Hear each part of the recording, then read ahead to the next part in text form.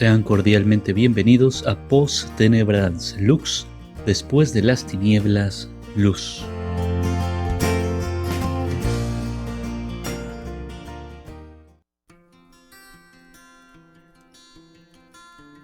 Hola, en esta ocasión estudiaremos una de las enseñanzas que más controversia y división ha causado. Estamos hablando de la doctrina de la creación. ¿Creó Dios todas las cosas en 7 días normales? ¿Usó la evolución para moldear a sus criaturas? ¿Es correcta la interpretación literal del Génesis? ¿El Génesis es un libro inspirado o es un conjunto de tradiciones antiguas? ¿Qué es lo que ha enseñado la Iglesia sobre este tema anteriormente? A todo esto y más daremos respuesta en esta serie de 4 videos sobre la creación. A este primer video lo hemos titulado El creacionismo a través de la historia.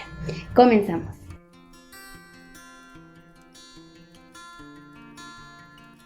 En el capítulo 20 del libro de los Hechos, Pablo se despide de los hermanos líderes de la iglesia de Éfeso. Cuando llegamos al versículo 27, Pablo les dice: «No he rehusado enseñarles todo el consejo de Dios». Más adelante, en 2 de Timoteo capítulo 3, versículo 16, Pablo le dice al joven Timoteo: «Toda la escritura es inspirada por Dios y útil». Como cristianos creemos que la Biblia es un libro perfecto y desde Génesis 1:1 hasta Apocalipsis 22:21 no encontramos errores ni contradicciones. Una de las partes de la Biblia que más han sido tachadas de estar llena de falsa mitología son los primeros capítulos del libro de Génesis. Estos capítulos nos cuentan cómo Dios en 7 días creó todo lo que existe. Se ha dicho que esta narración está fuera de toda lógica y que se ha comprobado que es imposible que las cosas hayan sucedido de esta forma. Se ha enseñado que la evolución da una clara explicación más satisfactoria de lo que ahora nosotros podemos ver. Pero en este video yo quiero mostrarte evidencia de que la interpretación literal del Génesis es la interpretación correcta.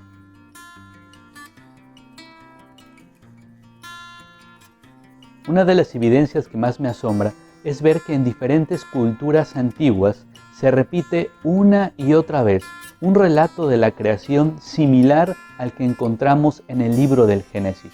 Ejemplo de esto es trabajo del sacerdote y antropólogo austriaco Wilhelm Mathus Schmidt, quien después de haber estudiado cosmogonías de culturas de diferentes partes del mundo, escribe lo siguiente: «Esta creencia se ha encontrado entre las culturas de África, los Ainu de las islas del norte de Japón, los amerindios, los australianos del centro-sur, los fueginos de América del Sur y en casi todas partes del mundo.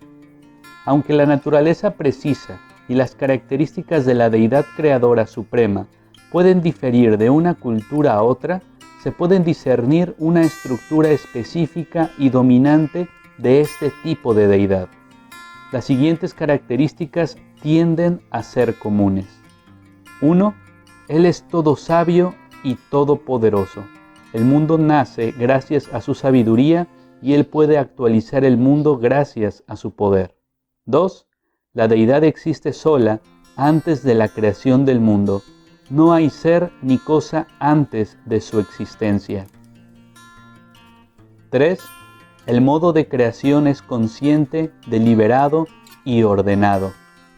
En Génesis, por ejemplo, partes particulares del mundo se crean en serie. En un mito egipcio, Kefer, la deidad creadora, dice: «Lo planeé en mi corazón». Y en un mito maorí, la deidad creadora pasa de la inactividad a etapas crecientes de actividad. 4.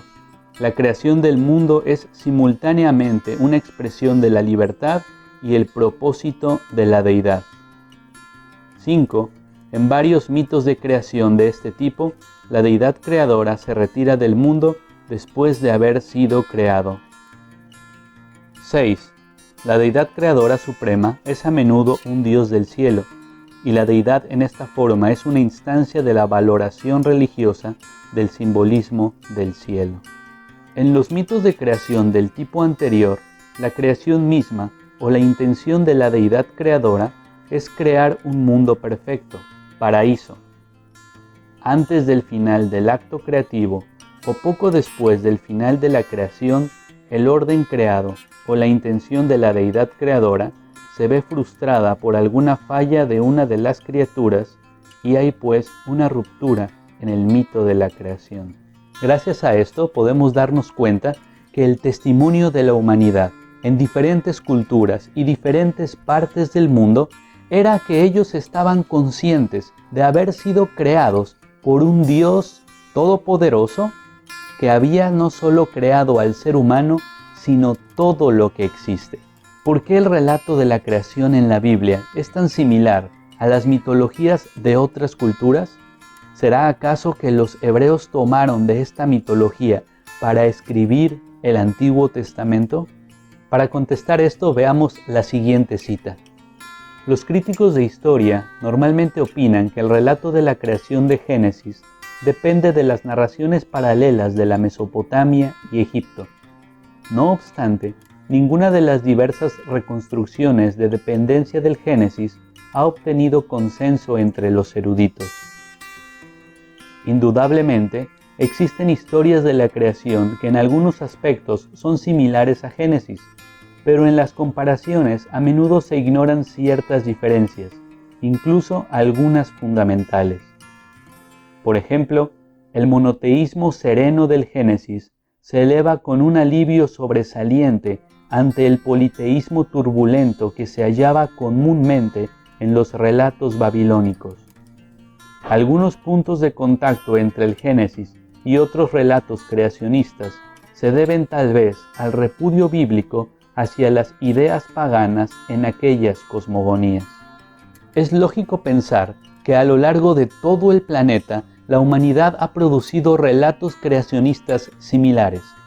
Las características y los eventos se parecen entre sí, y es que cuando recordamos lo que sucedió anteriormente, Noé y su familia fueron salvados por el arca, así que ellos y sus descendientes contaron generación a generación lo que había sucedido con ellos. Pero mientras más fue extendiéndose esta tradición oral, fue degenerándose, fue corrompiéndose, hasta que aproximadamente en el año 1400 a.C., Moisés fue inspirado por el Espíritu Santo para escribir exacta y perfectamente lo que había sucedido en el principio de los tiempos.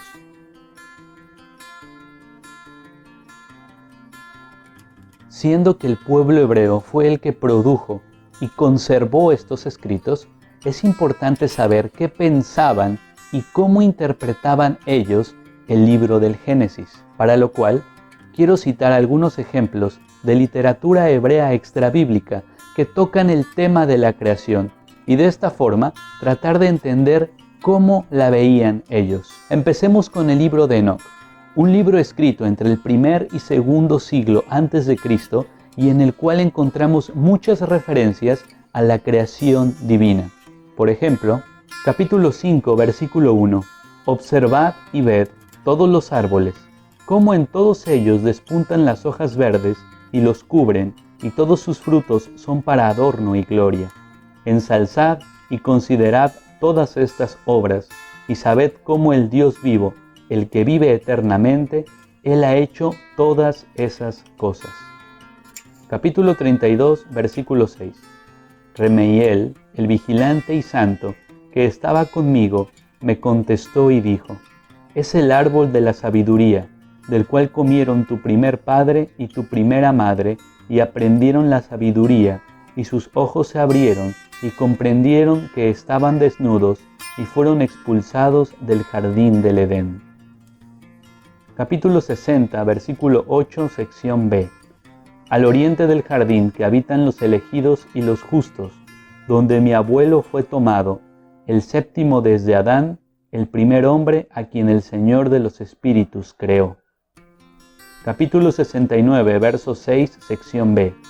Fue él quien sedujo a Eva, y él es quien enseñó a los hijos de los hombres los escudos, las corazas, las espadas de combate y todas las armas de muerte.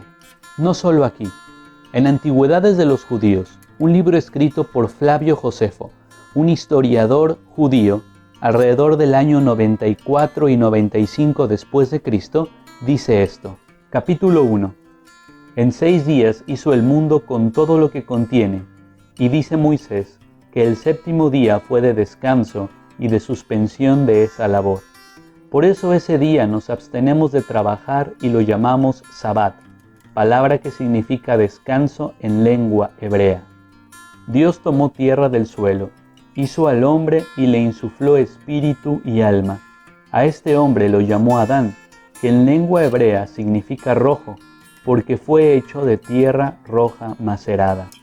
Dios ordenó que Adán y su esposa comieran el fruto de todas las plantas, pero que se abstuvieran del árbol de la ciencia, y les previno que si lo tocaban, se acarrearían la destrucción. Por último, veamos los libros de los Macabeos, escritos alrededor del segundo siglo antes de Cristo y que dicen esto. Segundo libro de Macabeos, capítulo 7, verso 28. Te pido, hijo mío, que mires al cielo y a la tierra y a todo lo que hay en ella, que reconozcas que Dios lo hizo todo de la nada y que de la misma manera hizo el género humano. Podemos darnos cuenta que la cultura hebrea interpretaba la creación como un acto particular de la mano de Dios.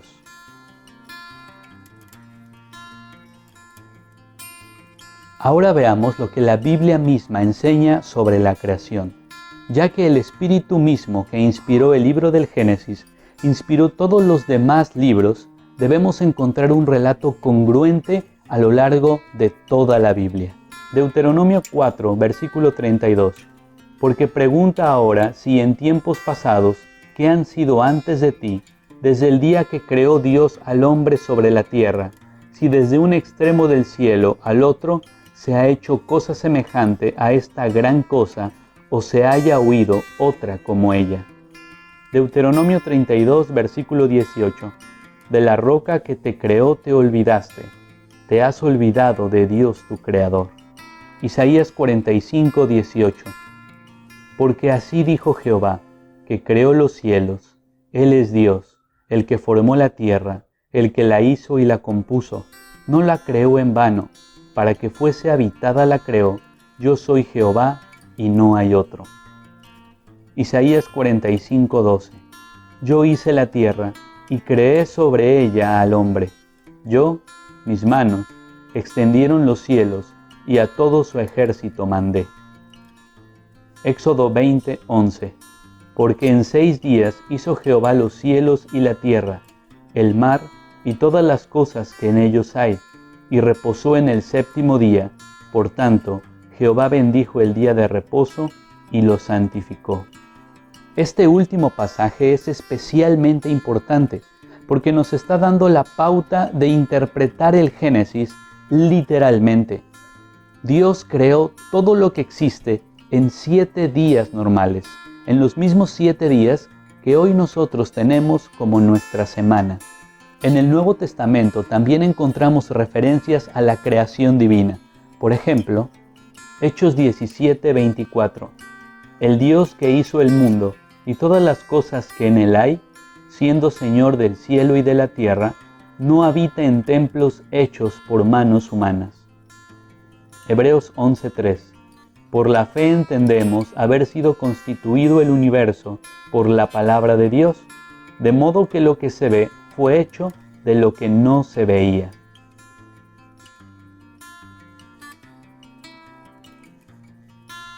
También es importante saber qué es lo que la iglesia cristiana temprana pensaba de la interpretación de Génesis 1 y 2. Para esto revisaremos algunos escritos de apologistas de esa época.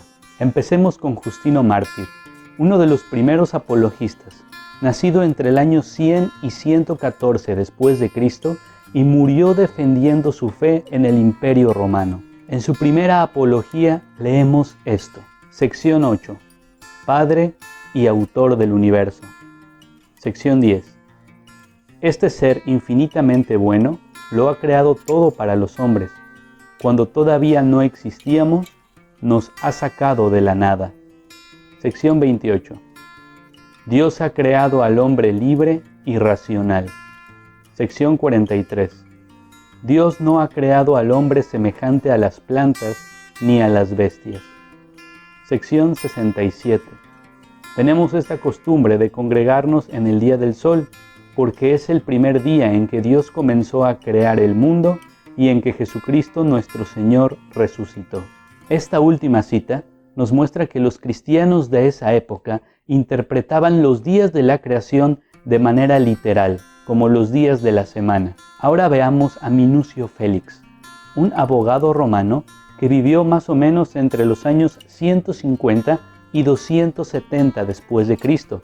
En su obra más famosa, El Octavio, podemos leer esto: todas estas maravillas, que no pueden estudiarse ni comprenderse sino a duras penas, pueden, pregunto, dejar de ser obra de la razón y de la inteligencia. ¿No anuncia todo esto una providencia tan sabia como benéfica? Después de esto continúa hablando de la anatomía, de las estaciones, del ser humano, de los animales, diciendo que todo esto apunta inequívocamente a un creador inteligente y todopoderoso.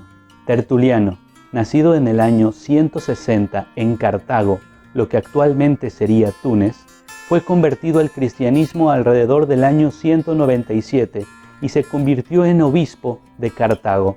Escribió abundantes tratados y apologías, de entre los cuales destacaremos el Tratado contra Marción. Libro 2, capítulos 5 y 6. El universo lleno de bienes, lleno de maravillas, ese universo creado de la nada. Dios creó al hombre a su semejanza, y esta semejanza se echa de ver principalmente en que lo hizo libre y señor de su voluntad. Teófilo de Antioquía llegó a ser el sexto obispo de Antioquía. Nació en el siglo II y sus tratados fueron una apología contra las herejías de su momento. En su tratado leemos lo siguiente. Libro 1, sección 4. Es sin principio, porque es increado, inmutable, porque es eterno. Todo descansa en él, todo se mueve y vive por él, todo lo hace, todo lo conserva, de todo cuida. Él es Señor, porque domina sobre todo, es Padre, porque es antes de todo, Creador, porque todo lo ha hecho de la nada. El cielo, la tierra, el mar, son obras de sus manos. Él ha creado el sol, la luna y las estrellas, para medir el tiempo, arreglar los días y los años, para servicio del hombre a quien ha formado a su imagen. Finalmente Dios ha sacado de la nada a todos los seres, para darse a conocer por sus obras, y para grabar en ellos algunos rasgos de su sabiduría y de su grandeza. Sección 8. Hasta que formó el cuerpo con un poco de tierra, que tampoco existía hasta que Él la formó. Libro 2, sección 23. No es posible que el hombre hable dignamente de la obra de los 6 días. Sección 18. Dios dijo en el día sexto, hagamos al hombre a nuestra imagen y semejanza. Al final de la sección 23, Él declara que los únicos escritos con autoridad para enseñar lo que sucedió al principio de la creación son los escritos bíblicos. Continuemos con Atenágoras. Ateniense, filósofo y cristiano. Vivió alrededor del siglo II y según Bossuet, escribió las más bellas apologías. Él escribe esto. En su Apología, sección 4, nosotros reconocemos un Dios sin principio, un Dios, vuelvo a decir, que todo lo ha hecho por su palabra. Sección 8. No hay sino un Dios, autor, conservador y moderador de los hombres y del mundo. Sección 15. ¿No distinguís vosotros mismos al obrero de la obra, al alfarero del vaso de tierra? ¿No alabáis también y honráis al artista por la industria y el primor con que ha manejado la materia? Pues sabed que el mundo no debe, sino solo a Dios, la hermosura y magnificencia que nos conmueven. Terminemos citando a Agustín de Hipona, uno de los más grandes teólogos y pensadores, de los siglos IV y V después de Cristo. Nació en Hipona, localizada al norte de África, el 13 de noviembre del 354 después de Cristo, y por su erudición fue conocido como el Doctor de la Gracia. En La Ciudad de Dios, una de sus obras más conocidas, dice esto: Libro 11, capítulo 2, para que por justa causa se entienda, o si no es posible, a lo menos se crea que el hombre fue creado a imagen y semejanza de Dios. Capítulo 6. Hízose el mundo con el tiempo, pues en su creación se hizo el movimiento mudable, como parece se representa en aquel orden de los 6 o 7 días, en que se hace mención de la mañana y de la tarde, hasta que todo lo que hizo Dios en estos días se acabó y perfeccionó al día 6, y al 7, con gran misterio, se nos declara que cesó Dios. Prácticamente todo el capítulo 7 y 8 hablan de la creación y de cómo Dios ordenó todas las cosas. Muchos otros escritos cristianos hablan sobre la creación, por ejemplo, la Apología de Arístides, contra los herejes de Irineo de León y contra Celso de Orígenes. No los citaremos en esta ocasión por cuestión de tiempo, pero sería de gran provecho para ustedes poder revisar estos escritos. Gracias.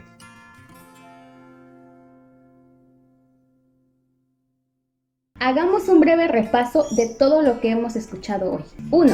En varias culturas se habla sobre un creador de todo lo que existe. Número 2. La mayoría de estos relatos están llenos de fantasía y exageración.